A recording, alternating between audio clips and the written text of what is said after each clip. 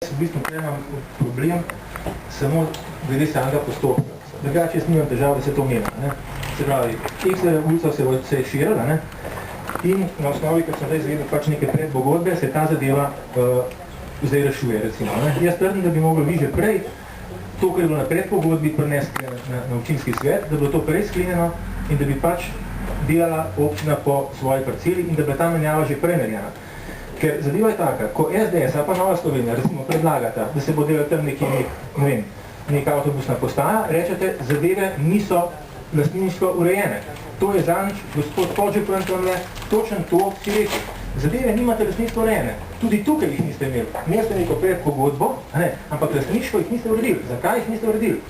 Se pravi, eklatanten primer dvojnih meril. Ko gre za naše dve stranke, nimate urejeno. Ko gre za vaše, ni problema. Predpogodba, na besedo, kakorkoli, vse rešeno.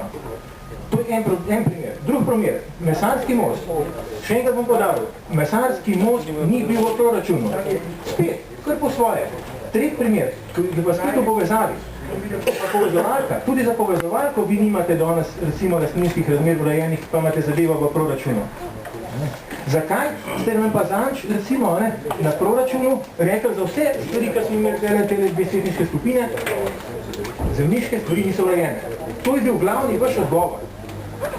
Sveta Marija, to imate čisto dvojna merila in jih ima tako gospod župan, kokor brane tudi ti. In upam, da boš naj to nazaj zavrtu film, če ne ti bomo tukaj dali zdaj, ko imamo to zadevo.